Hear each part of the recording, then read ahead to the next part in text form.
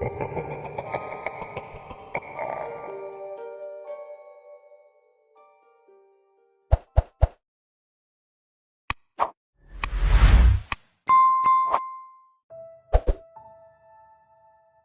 was sitting on the outskirts of a smoker's pole when I first heard about reality shifting. It was right after school started again for the semester. The bar was packed with students who had come back to campus to cross-examine each other on who had the better summer vacations and worst lineup of fall classes. It didn't seem like we should be going back to school.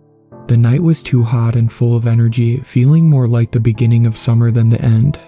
I felt that pull that I needed a minute away from the crowd, like always. I slipped past the friends I had come out with to the perch against the brick alley between the bar and the pizza place, suspended in clouds that smelled like tobacco and candy. I pulled out my phone and turned my face up to the moon, letting the sweat cool on my skin. I listened to the sounds of light conversation, the familiar clicking ritual of lighters, and dramatically exhaled breath.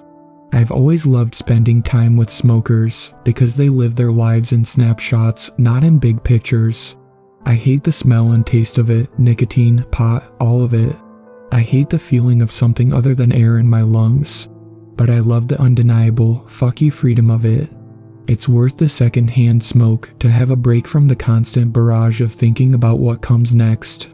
To me, that forward-thinking pressure has always felt like an ice pack on my forehead, heavy and soothing at first, and then a slow, irritating drip that I want to shove back into the freezer. That drip gets more pronounced as the days go on, always seeming to come back to the inevitable truth that we're playing a game like we're not going to die, now or later, and quite possibly violently, too early and without any control. Smokers get it. They welcome death in little dribs and drags and do it in public, with friends, and more often than not, a smile. My mom was like that. A lipstick-stained American Spirit cigarette was her middle finger to a world she thought took itself too seriously. She was into puzzles, conspiracy theories, and all things New Age. She did tarot card readings on weekends, and told me it was in our genes to hear the whispers of the universe, which meant anything from a remarkable bird to unusual burnt patterns in toast. She loved to challenge anything conventional, she loved to argue, and she loved to laugh. She adored horror shows and laughed the hardest when I tried to watch them with her, wincing and looking at the screen from between my fingers. But her snapshots ran out last summer. Last spring, her laughter was replaced by a cough, and the cough turned into a diagnosis, and the diagnosis into a gravestone. Lung cancer, the doctor said, as if those words could encapsulate the life force that was my mother, as if those two words were somehow a justifiable explanation for watching her slowly drown in her own blood.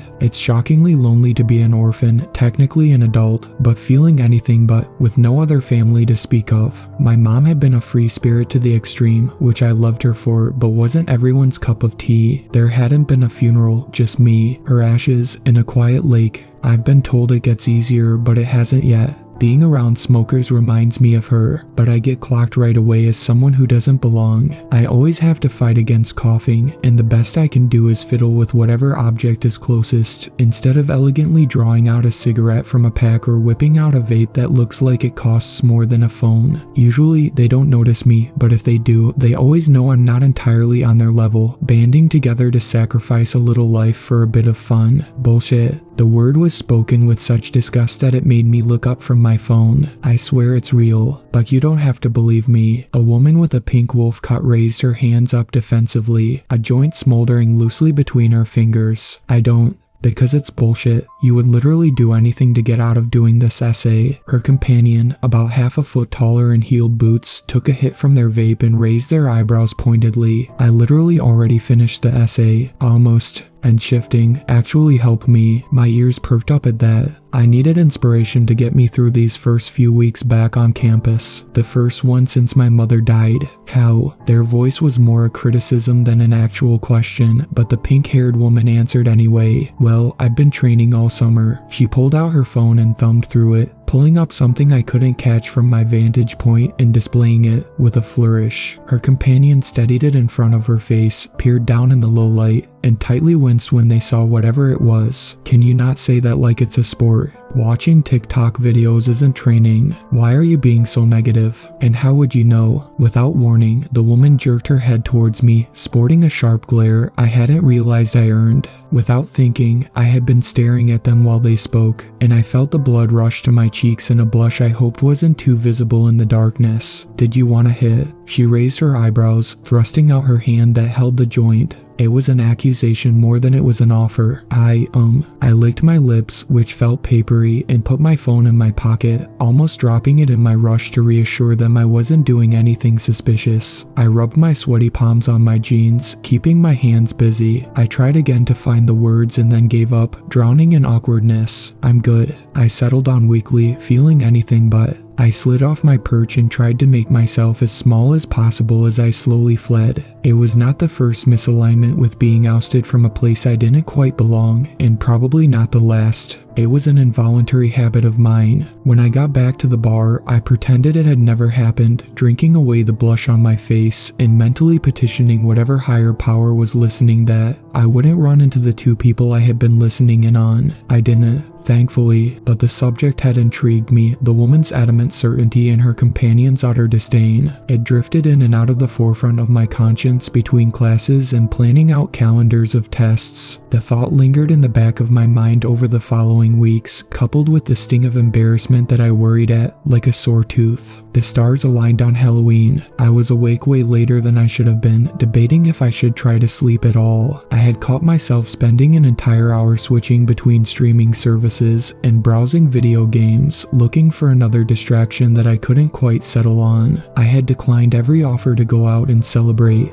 I kept thinking about how much I missed my mom on her favorite holiday, pulled toward a void I couldn't fill with a text or a call to her like I used to. It was then that the thought flickered and stuck in place for the first time. Shifting is what the woman with the pink hair had called it. I unlocked my phone, pulled open a few social media platforms, and tried a few combinations to figure out what she had been talking about. It took 15 minutes or so to find the meat of it. Reality shifting was somehow so popular that there were 100,000 people on the subreddit, but still no Wikipedia article. The general idea was that you could transform your reality through focus and visualization into a book, a TV show, or just about anything you wanted. I stayed up until light leaked through my window, flipping through first-hand accounts of shifting and scripts, which were essential world-building maps of where you wanted to go. I started taking notes on it like I should have done for the paper I was supposed to be writing. I had this weird, lightheaded, giddy feeling throughout the next day, not just from sleep deprivation. The concept of shifting realities appealed to me in a way that nothing ever had before. It was fascinating to me. I zoned out in class, flipping through video after video, script after script, consuming everything I could about it. The content was open and inquisitive, a community built on safe spaces where folks asked questions and gave each other tips. It was a strangely comforting thought to dive into a reality where the rules could be rewritten, but after walking through dozens of open doors of friendly forums, I found one that was effectively closed. It was a script that I could find references to, but there was no full copy available online, and no one seemed to know who to ask.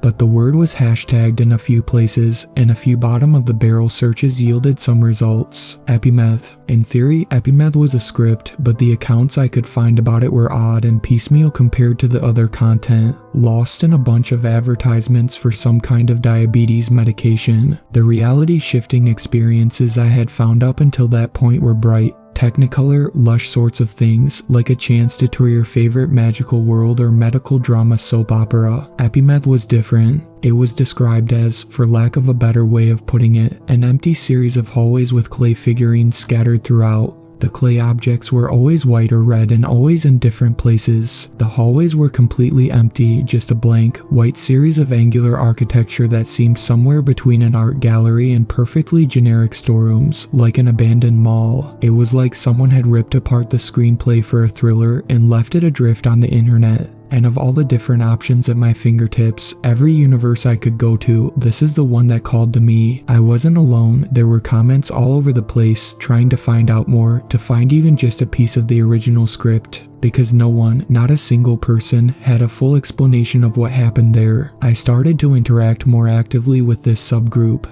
My evenings were filled with exchanging DMs, each a puzzle piece forming a more bizarre image of the Epimeth mystery. People had shifted and come back, each offering only snippets. I found the white apple, I touched the red sewing box, I gazed through the white magnifying glass, I held the red penny in my palm. The deeper I got into the Epimeth discussions, the less alone I felt. It was weirdly comforting, like finding a hidden room in a house you've lived in your whole life. You can't believe you missed it before, but now that you've found it, it becomes the most interesting thing about it. That's what Epimeth was for me, a newly discovered space that felt more like home than anywhere else. And for the first time in a long while, I felt like I belonged. And my mom would have loved it, the strange, eerie mystery of it. I imagined her sitting next to me, long fingernails pointing at things on the screen that caught her eye, tapping my shoulder like she used to when she got excited about something. For the first time, I got what made my mom so intrigued about stuff like this. I wanted to know. I wanted to see those white and red objects for myself. I wanted to wander those empty hallways. I didn't just want to read about it or hear secondhand stories. I wanted to experience it, to be part of the strange secret club that had been captivated by the same inexplicable pull. So I wrote myself a script. I had imagined it so many times already, and the basics of the world were simple enough that it was easy to write. I left the clay objects open-ended and the walls blank. I followed each of the directions exactly, sitting upright against the pillows on my bed with my eyes closed, taking deep breaths to relax. I said the affirmations. I imagined myself sitting on a train on my way there, trying to get my heartbeat to match the soft rhythm of it. For the first 100 times I tried, that train was as far as I got. Obsession has a funny way of sneaking up on you. One minute, you're a regular college kid with a quirky hobby, the next you're the hermit down the hall. I was stuck in my room, a self-made prison, chasing after something that felt like it was always just out of reach. I read forum after forum, piecing together scraps of information like I was trying to solve a crime. My computer was a graveyard of dead ends. I skipped class, then I skipped meals. My roommates stopped knocking on the door to invite me out. Frustration boiled over. This should have been easy. No rules, no guidelines, just get there. But I couldn't. The floor felt like a slab of concrete under me. My eyes wouldn't shut.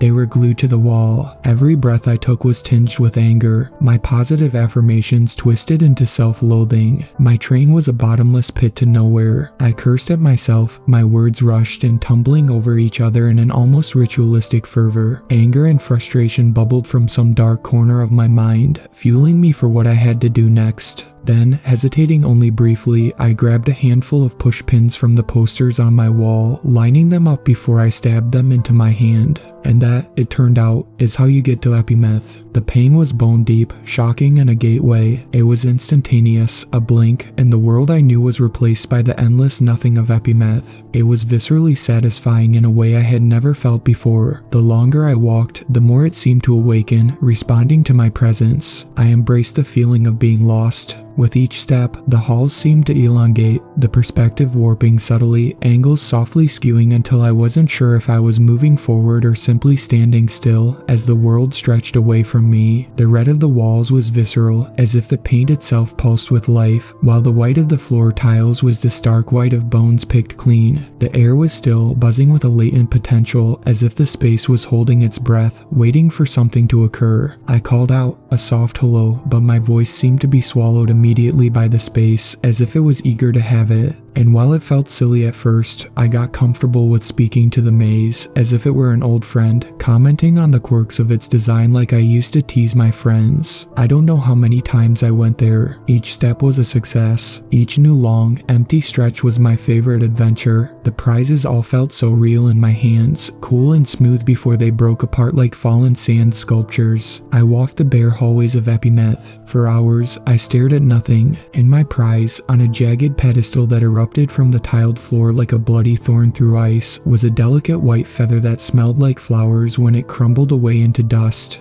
I put razor blades under my nails in the quiet of my room, and at the end of the maze, a red fountain pen leaked wetly onto my fingers before the ink turned into a chalky powder that caught in the air, flowing around my face like pollen and then disappearing entirely. On the bare wooden floor of my bedroom, I poured out uncooked rice, kneeling and performing the shifting routine that had become my ritual. Then I rounded the red corners of epimeth and found a small strawberry on the ground, cast all in white, that melted like ash on my tongue and tasted like metal. Again and again and again, I found myself compelled to return, each journey requiring a more severe penance, each object at the end pulling me deeper into an obsession I could neither understand nor control. But there was also a growing sense of something else, something that was both sad and a relief. I no longer felt my mother's presence shadowing me. There was no one to share in my triumphs, no one to witness my journey. It was just me and the red and white, and the closed doors, and the ever-extending corridor, and that was enough. And the reality I had started to think of as a boring pit stop until I returned to epimeth. My reflection in the mirror looked gaunt, and my grades on the assignments that I did manage to turn in started to plummet. My roommates stopped knocking. Their laughter and conversations from the living room grew quieter, or maybe I stopped hearing them. Even the professors that I had gotten along with stopped asking if everything was okay, their eyes glossing over me during lectures, as if I had become invisible. Sometimes, begrudgingly, I considered the implications of what I was doing. Did everyone need to torture themselves like I did?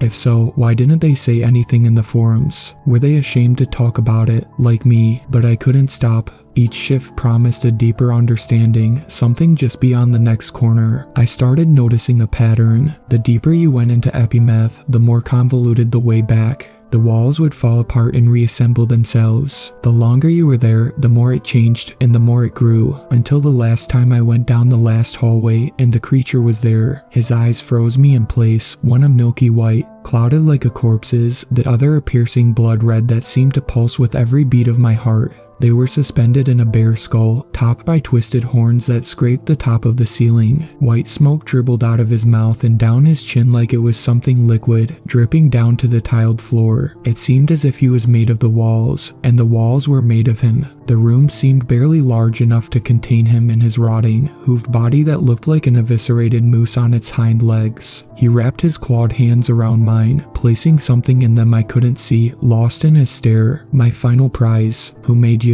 I thought, horrified to my core, and through smiling, pointed white teeth stained with red blood, he replied, you. My own eyes snapped open, and the gaping walls of epimeth were replaced by the more simple geometry of my bedroom walls. It was an abrupt, jolting emergence, like being thrown out of a speeding car. I lay there for what felt like hours, my chest heaving as if I had run miles, though I hadn't moved an inch. My body was anchored again to the floor, to a room, to the stifling ordinariness of the reality I had started with. From that day on, my strange addiction to reality shifting broke. The urge to leave and explore epimeth no longer buzzed under my skin. Instead, when I thought about it, I felt a dread that went bone deep. Now, in theory, I'm back in this world of textbooks, of Friday day drinking, of last-minute cramming sessions before finals, of making up for lost meals and lost points towards my GPA. I'm back to missing my mother more than ever, without the twisting labyrinth of epimeth to distract me, but I can't shake this feeling that I only have one foot back here, and the other is stuck back in the other reality. I feel like I'm being pulled in two, and I feel like I'm being watched. When I'm in a grocery store, walking down an empty aisle, I can't help but think it could go on forever, just like those corridors. I swear I can see it, stretching out in front of me like a tunnel with no end, before I blink it away and I'm back in the fluorescent light.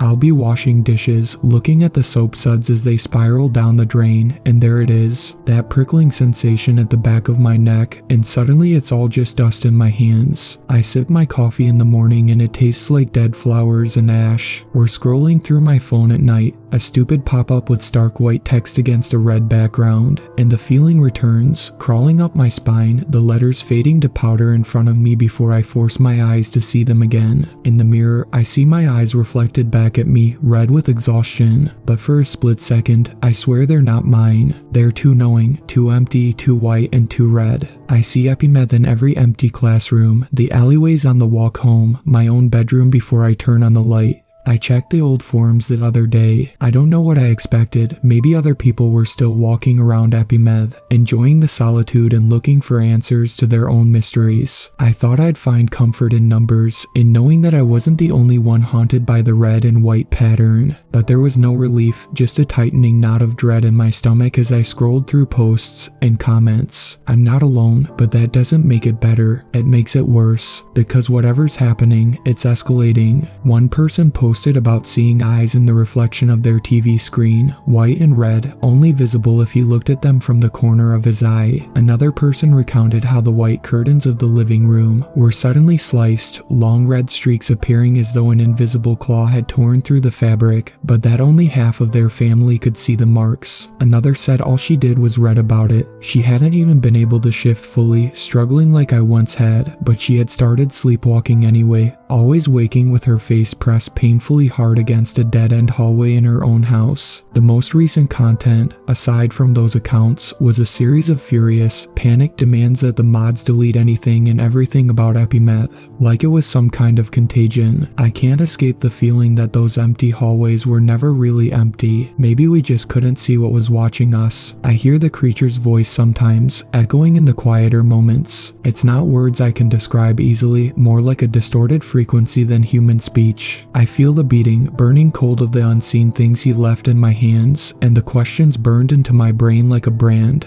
Did I ever really leave Epimeth, or did it just get more clever at making the maze? And if I did leave, and I brought it back with me, how long until this world starts to crumble away too? Thank you to my superfans, Sweet Black Swan, Tacy, and Brooklyn. I really appreciate you guys supporting my channel, and I look forward to making more content for everyone.